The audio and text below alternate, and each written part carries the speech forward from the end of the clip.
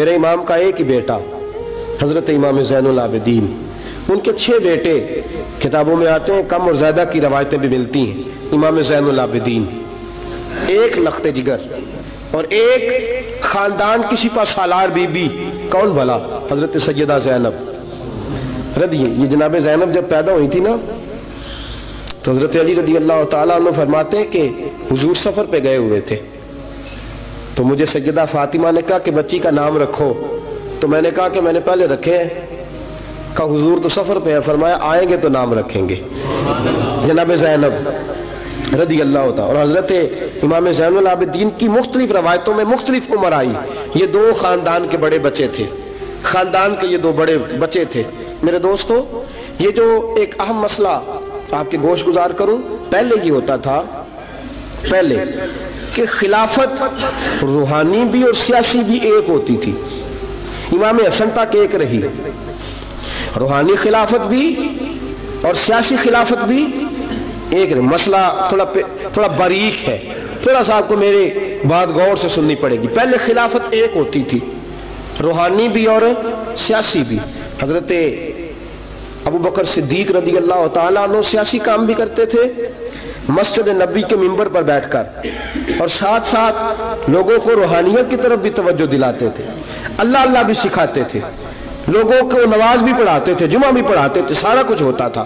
جناب امام حسن تک یہ کام رہا، حضرت عمر فاروق، حضرت عثمان غنی، جناب علی مرتضیٰ اور امام حسن تک یہ سلسلہ رہا۔ پھر خلافت 2 حصوں میں بٹ گئی، ایک ہو گیا سیاسی خلیفہ جو حکومت چلائے، اور ایک ہو گیا روحانی خلیفہ جو لوگوں کو اللہ بتائے۔ وہ جو خلافت تھی نا روحانی، وہ آج تک آ رہی ہے، صوفیاء کے ذریعے، علماء کے ذریعے، نیک اور پارسال لوگوں کے ذریعے وہ اللہ بتاتے ہیں، وہ اللہ بتاتے ہیں، پھر اپنا خلیفہ بناتے ہیں، پھر وہ اللہ بتاتا ہے۔ یہ وہ ہے خلاف۔ حضرت امام زین العابدین رضی اللہ تعالیٰ عنہ کو بادشاہ وقت نے بلایا نا اپنے پاس، امام زین العابدین نے فرمایا میں نہیں جاؤں گا، میں جاؤں گا۔ عبد المالک بن مروان نے بلایا اور امام زین العابدین کو کہا کہ آپ کو ضرور آنا پڑے گا۔ آپ نے فرمایا اس کی وجہ؟ اس نے کہا وجہ یہ ہے کہ آپ کی طرف لوگوں کا رجوع بہت ہے، لوگوں کی توجہ بہت ہے، دل کھینچے چلے جاتے ہیں۔ امام زین العابدین نے فرمایا سارا زمانہ بھی میری طرف آئے، پھر میں بادشاہ کے دربار میں، بادشاہ بزرگوں کے پاس آئے تو ان کی عزت بڑھتی ہے، اور اگر نیک لوگ بادشاہوں کے دروازوں پہ جائیں تو ان کی عزت گھٹتی ہے۔ فرمایا میں نہیں جاؤں گا۔ اس نے کہا کہ امام مجھے سمجھ کوئی نہیں آتی۔ امام زین العابدین سے کہنے لگے مجھے سمجھ کوئی نہیں آتی کہ بادشاہ میں ہوں لیکن راشا آپ کے پاس ہوتا ہے۔ عجیب تماشا ہے کہ لوگوں کی تلواریں میرے ساتھ رہتی ہیں، دل آپ کے ساتھ دھڑکتے ہیں۔ میں دیکھتا ہوں کہ مدینے کے بعد ایک کٹیا میں آپ رہتے ہیں، کٹیا میں، لیکن میں دیکھتا ہوں کہ سورج بھی چڑھتا ہے تو آپ کو سلامی دے کے چڑھتا ہے، اور چاند بھی نکلتا ہے تو حسین کے بیٹے کے قدم چوم کے نکلتا ہے۔ امام زین العابدین مدینے سے باہر چلے گئے، ڈیرا لگا لیا، عمر بھر اسی جگہ، نام تو علی اوس تھا نا آپ کا، لیکن زین العابدین عبادت کرنے والوں کی زینت۔ میرے امام نے خلیفہ عبد المالک بن مروان سے کہا تو باز آ جا، میں حسین کا بیٹا ہوں، مجھے لوگوں کو اللہ سکھانے دے۔ اب میں تخت خلافت پہ بیٹھ کر نہیں، میں چٹائی پہ بیٹھ کے دین پڑھاؤں گا، اب میں فرش زمین پہ بیٹھ کے لوگوں کو اللہ سکھاؤں گا۔ امام زین العابدین کو خلیفہ عبد المالک بن مروان ہوا پتہ کیا تھا؟ تھوڑی سی تاریخ بتا دوں۔ یزید کے مرنے کے بعد اس کا بیٹا آیا، وہ 40 دن تک رہا، میں نے 10 محرم کو بتایا تھا۔ اس نے کہا میں اپنے باپ کو بھی اس قابل نہیں سمجھتا تھا، چھوڑ کے چلا گیا۔ اس کے بعد حضرت عبداللہ ابن زبیر رضی اللہ تعالیٰ عنہ جو تھے، وہ جو کہ مکہ اور مدینہ اور حجاز کے لوگوں نے انہیں اپنا امیر بنا لیا تھا، جب یزید کے بیٹے نے خلافت چھوڑی تو وہ پورے ملک کے ایک جو ہے وہ امیر بن گئے۔ ان کے درمیان ہی مروان نے سازش کی، مصر اور شام پہ اس نے اپنا تسلط جما لیا۔ مروان مرتے وقت اپنے بیٹے عبد المالک بن مروان کو بنا گیا امیر۔ عبد المالک بن مروان بڑا ظالم، بڑا خونخوار، بڑا بد تہذیب آدمی تھا۔ امام زین العابدین سے کہنے لگا کہ آپ کو آنا پڑے گا۔ آپ نے فرمایا میں کوئی نہیں آؤں گا۔ اس نے امام زین العابدین کو گرفتار کرایا۔ بہت سارے بزرگوں نے لکھا ہے، بالخصوص امام کشیری نے رسالہ میں لکھا، گرفتار کرایا، ہاتھوں میں بیڑیاں، پیروں میں بیڑیاں۔ امام زین العابدین جس طرح نکلے تھے نا کربلا سے اور دمشق آئے تھے گرفتاری کے عالم میں، اور پھر دمشق سے مدینے آئے تھے، اسی عالم میں پھر گرفتار کرایا۔ اور خلیفہ عبد الملک بن مروان کے سامنے جب امام زین العابدین پہنچے تو آپ نے کہا کہ تو نے دیکھا ہے نا میرے باپ کے قاتلوں کا کیا انجام ہوا تھا؟ تو نے دیکھا ہے میرے باپ کے قاتلوں کا؟ بعد آ جا۔ اس نے کہا کہ یزید کے پاس طاقت تھی، اس نے آپ کو گرفتار کرا لیا تھا، اب میرے پاس طاقت ہے، میں نے بھی گرفتار کرا لیا ہے۔ امام زین العابدین سے کہنے لگا آپ کے پاس طاقت ہے تو دکھائیے، آپ کے پاس ہے طاقت تو دکھائیے۔ امام زین العابدین رضی اللہ تعالیٰ عنہ نے فرمایا تجھے کہا چیلنج نہ کر، میں درویش ہو گیا ہوں، ایک طرف لگ گیا ہوں، ایک کونے میں جا کے بیٹھ گیا ہوں، مدینے سے باہر جا کے میں نے ڈیرا لگایا، بس مجھے اب چھیڑ مت، مجھے اپنا کام کرنے دے، مجھے لوگوں کو دین سکھانے دے، اللہ اللہ بتانے دے، تو جان، تیری حکومت جانے، تیری سلطنت جانے، میں تیرے کام میں دخل نہیں دیتا، تو میرے کام میں دخل نہ دے، مجھے اللہ اللہ کرنے دے، اللہ اللہ کرانے دے۔ کہنے لگا میرے پاس طاقت ہے، میں نے گرفتار کر لیا ہے۔ امام زین العابدین رضی اللہ تعالیٰ عنہ کے ہاتھ اور پاؤں میں بیڑیاں تھی، امام زین العابدین کی زبان سے نکلا اللہ اللہ اللہ۔ تیسری دفعہ جب آپ کی زبان سے اللہ نکلا ساری بیڑیاں ٹوٹ کے زمین پہ گر گئیں۔ امام زین العابدین کے لیے اٹھنے لگا، فرمایا بیٹھ جا زمین پہ۔ خلیفہ زمین پہ بیٹھا، امام زین العابدین رضی اللہ تعالیٰ عنہ نکلے۔ مجھے نہ کہنا روایت ضعیف ہے، روایتیں ضعیف ہوتی ہیں، عقیدے مضبوط ہونے چاہیے۔ حضرت امام زین العابدین پلٹے اور پلٹ کے کہنے لگے طاقت پہلے بھی ہمارے پاس تھی، طاقت آج بھی ہمارے پاس ہے، جب رب کہتا ہے ہم استعمال نہیں کرتے، اور جب کہہ دیتا ہے تو ہم استعمال کرنا شروع کر دیتے ہیں۔ بس اللہ کی رضا پہ راضی ہے۔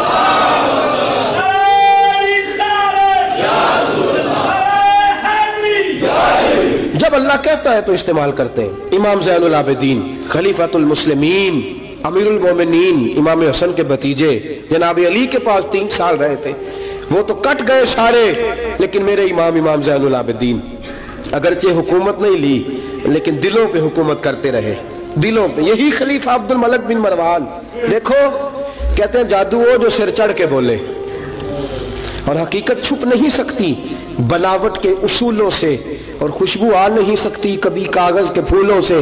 پتہ ہوتا ہے ہمیں سچ کیا ہے جھوٹ کیا ہے۔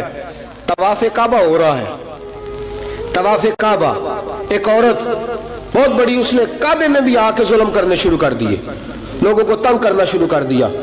ایک بات یاد رکھنا، میں گیا ہوں عمرے پہ، مجھے اللہ نے توفیق دی ہے، لوگ وہاں جا کے بھی باز نہیں آتے، دھکے مارتے ہیں، بڑا کچھ کرتے ہیں، وہ اللہ کا گھر ہے، اگر فضل زیادہ ہے تو وہاں غضب بھی بڑی جلدی ہو جاتا ہے۔ وہ بی بی باز نہیں ہو، کہتی تھی میں بہت بڑے امیر کی بیوی ہوں، خبردار کوئی قریب آیا تو۔ حجر اسود کے قریب گئی تو حجر اسود نے پکڑ لیا، دبوچ لیا، پکڑ لیا، چھوڑتا ہی کوئی نہیں، چمٹ گئی ساتھ، بلاؤ لوگوں کو، بڑا کچھ کیا، لیکن حجر اسود چھوڑتا۔ اللہ آپ کو حج کی توفیق دے، آمین تو کہہ دے، اللہ آپ کو عمرے پہ لے جائے۔ یہ حجر اسود پتہ بندے جا کے بہادری دکھاتے ہیں، میں جب پڑا سٹے 5-7 بندے، میں پھر چمدا رہا بڑا چیر، ایک عقل مندی کی ہے، ایک عقل مندی والی بات ہے۔ وہاں جا کے ہمارے بزرگ تو کہتے ہیں وہاں جا کے جانوروں کا بھی ادب کرو، وہ خدا رسول کے مہمان میں دھکے دیتے رہے، کوئی عقل مندی ہے، یہ کوئی بہادری نہیں۔ اگر سوڈان والے کرتے ہیں، ایران والے کرتے ہیں، تو وہ جانے، ان کا رب جانے، ان کے عمل جانے، ہم تو وہاں جا کے جانوروں کا بھی ادب کریں گے، ادب کریں گے، احترام۔ نہیں موقع ملتا تو نہ ملے، میرے حبیب نے فرمایا دور سے ہاتھ لہرا کے چوم لو، حجر اسود قیامت والے دن تمہارے ایمان کی گواہی دے دے گا، تمہارے ایماندار ہونے کی گواہی دے گا۔ بی بی چمٹ گئی ساتھ، خلیفہ عبد الملک بن مروان سے کہا کہ وہ بہت بڑے رئیس کی بیوی، اب چھڑا، اب ساری زندگی تخت پہ بیٹھ کے امام زین العابدین کی مخالفت تو کرتا رہا ہے، اب چھڑا۔ نیچے اتر آیا تو بی بی کے خاوند کو کہنے لگا زین العابدین کے پاس چلے جاؤ، اگر حل ہے تو اس کے پاس ہے، اگر کوئی علاج ہے تو اس کے پاس ہے، اس کے پاس جاؤ، میں چھڑا سکتا، ادھر جاؤ، ادھر وہ ہے دروازہ، وہ ہے جناب علی کا پوتا، وہ ہے امام حسین کا جانشین، وہ بیٹھا ہے۔ زین العابدین تیرا تو سارا گھر کربلا میں کٹ گیا تھا، تیرے پاس تو رہنے کو مکان تک نہیں بچا تھا، خون کی ندیاں بہہ گئی تھی، اور یہ کیا معاملہ ہے؟ امام زین العابدین کی سیرت اور صورت لوگوں کو بتاتی ہے کہ اب بھی اگر محبتوں کی وجہ سے دل جھکیں گے تو ہمارے خاندان کی طرف ہی جھکیں گے۔ امام زین العابدین کے پاس گئے، امام زین العابدین اپنے حجرے میں بیٹھے، کہا جناب ایک بی بی حجر اسود کے ساتھ لگ گئی، آپ آئیے۔ امام زین العابدین رضی اللہ تعالیٰ عنہ نے فرمایا میں نے سنا ہے رئیس کی بیوی ہے، لوگوں کو تنگ کرتی ہے، چھڑا لے گا؟ انہوں نے کہا حضرت جی وہ بھی آیا ہوا ہے، وہ کہتا ہے اگر چھڑا سکتا ہوتا تو پہلے بھی چھڑا لیتا، مہربانی کرے۔ امام زین العابدین اٹھے، ان کے ساتھ گئے، اس بی بی سے جا کے کہنے لگے تو توبہ کرتی ہے؟ توبہ کرتی ہے؟ کہنے لگی کرتی ہوں۔ امام زین العابدین کے ہاتھ اٹھے، لفظ کیا ہے؟ یا اللہ تو جانتا ہے نا میں کون ہوں؟ لفظ کیا ہے؟ امام زین العابدین کی دعا سنو، دعا پر میں مولا تو جانتا ہے میں کون ہوں، میں کون ہوں؟ راوی کہتے ہیں امام زین العابدین کی زبان پر لفظ ہے یا اللہ تو جانتا ہے نا میں کون ہوں۔ بی بی دھڑام سے پیچھے گری اور کہنے لگی اللہ اکبر، دھڑام سے پیچھے گر گئی، اللہ اکبر۔ علی کا گھر بھی کیا گھر ہے کہ جس گھر کا ہر ایک بچہ جسے دیکھو وہی شیر خدا معلوم۔ اور میرے اعلیٰ حضرت فرماتے ہیں تیری نسل پاک میں ہے بچہ بچہ نور کا، تو ہے عین نور، تیرا سب گھرانہ نور کا۔ جناب امام زین العابدین رضی اللہ تعالیٰ عنہ کیا کہتے ہیں؟ یا اللہ تو جانتا ہے نا میں کون ہوں۔ ایک وہ تھے جو مٹ گئے، مٹتے ہیں، مٹ جائیں گے، مٹتے ہیں، آدھا تیرے نہ مٹا ہے نہ مٹے گا کبھی چرچا تیرا۔ ایک وہ تھے جو مٹ گئے اور ایک یہ میرے امام کا صاحبزادہ ہے۔ اور میرے دوستو وہ جو بات میں نے پہلے کہی نا، یہ اکڑے رہے، یہ ظالم اکڑے رہے، مر گئے۔ میرے امام کا یہ صاحبزادہ، ایک صاحبزادہ مدینہ منورہ کے ایک کونے میں، ایک نکر میں ساری زندگی۔ لوگ کہتے ہیں کہ امام زین العابدین کا حال یہ تھا، نماز شروع کرتے اتنی لمبی نماز پڑھتے کہ بھول جاتے سارا زمانہ۔ امام زین العابدین نماز پڑھ رہے ہیں، گھر میں آگ لگ گئی ہے، چھوٹا بچہ آپ کا چھوٹا صاحبزادہ قریب سویا ہوا ہے، امام زین العابدین رضی اللہ تعالیٰ عنہ نماز پڑھ رہے ہیں، آگ لگ گئی، بچہ قریب سویا، لوگ آئے، شور مچ گیا، آگ بجھاتے رہے، بچے کو اٹھا کے لے جاتے رہے۔ نماز کے بعد امام زین العابدین نے دیکھا، فرمایا یہ کیا ہے، یہ خاک کس قسم کی؟ انہوں نے کہا حضرت جی گھر میں آگ لگ گئی تھی، آپ کو پتہ ہی نہیں؟ کہا کیوں، کیا ہوا؟ کہا ہم سارا زمانہ آگ بجھا رہا تھا، آپ نماز پڑھ رہے تھے۔ فرمایا تم دنیا کی آگ بجھا رہے تھے، میں نانا مصطفیٰ کی امت پر دوزخ کی آگ بجھا رہا تھا۔ تم دنیا کی آگ بجھا رہے تھے، میں حضور کی امت کے لیے دوزخ کی آگ بجھا رہا تھا۔ تم دنیا کی بجھاتے رہے، میں دوزخ کی بجھاتا۔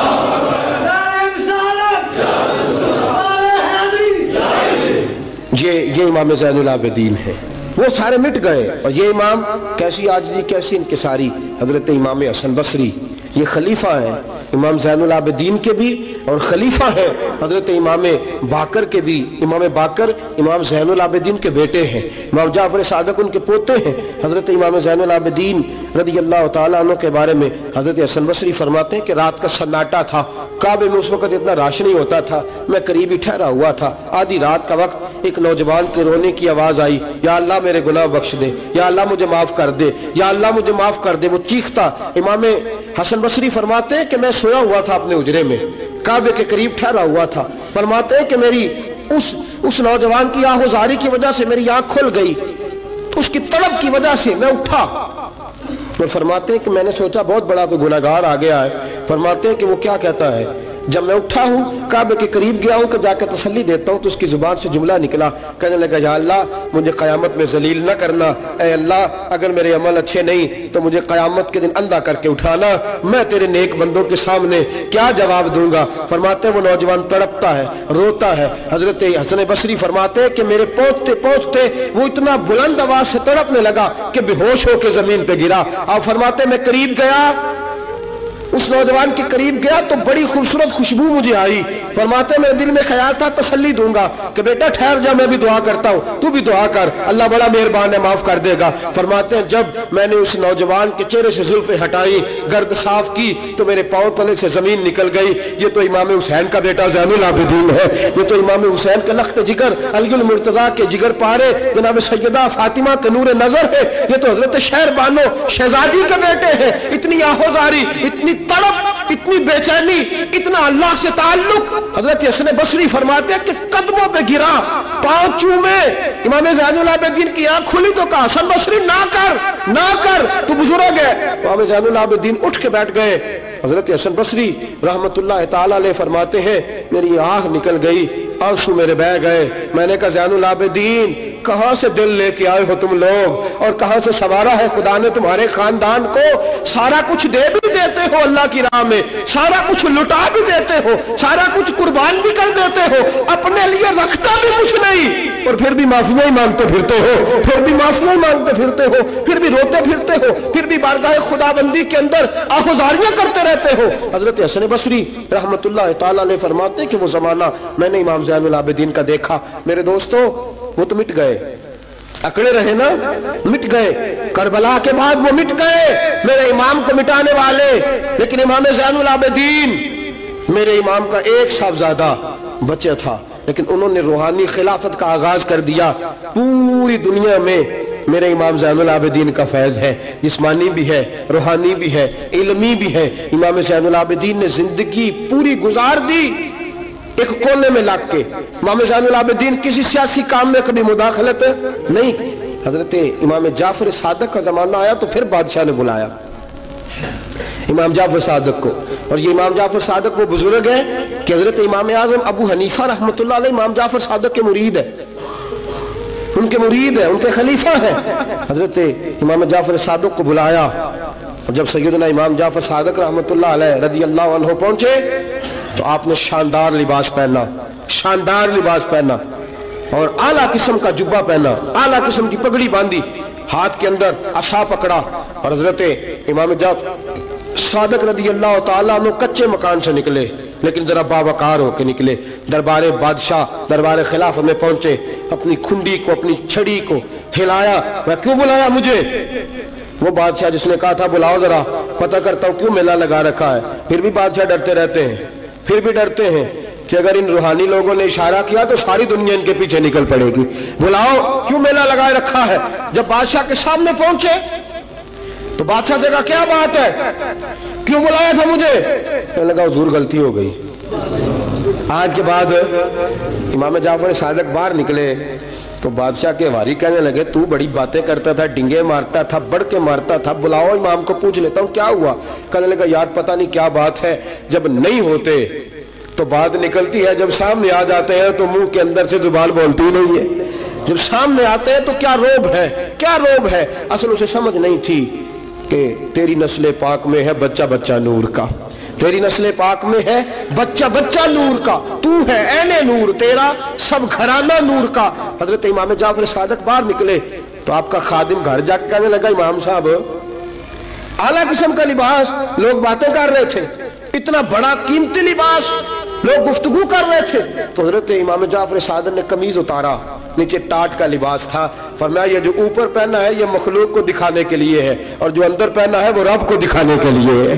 اندر اللہ کو دکھانے کے لیے ٹاٹ کا ہے، لیکن مخلوق کو دکھانے کے لیے میں نے اعلیٰ لباس پہنا ہے۔ ان کے دل میں خیال نہ آئے کہ رسول پاک کے اہل بیت شاید کمزور ہو گئے ہیں، اس لیے ڈرتے اور سہمے ہوئے آتے ہیں۔ میرے نبی کے خاندان نے اس وقت سے لے کر تا دم آخری آج تک ایک پورا کردار ادا کیا ہے۔ سادات کا دین میں ایک پورا کردار رہا ہے، تحریر کے معاملات میں، تقریر کے معاملات میں، تدریس کے معاملات میں سادات کا پورا کردار رہا۔ وقت گزرنے کے ساتھ ساتھ کبھی سید غوث اعظم کی شکل میں آئے، اور کبھی سید معین الدین چشتی اجمیری کی شکل میں آئے، اور کبھی سید علی حجویری داتا گنج بخش کی شکل میں آئے، اور کبھی یہ سید حضرت شاہ آل رسول ماں رہروی کی شکل کے اندر آئے، اور کبھی یہ سید میر عبد الواحد بلگرامی کی شکل میں آئے۔ یہ سادات آتے رہے، اپنے اپنے دور میں چمکتے رہے، اپنے اپنے دور میں دین کا فریضہ سر انجام دیتے رہے۔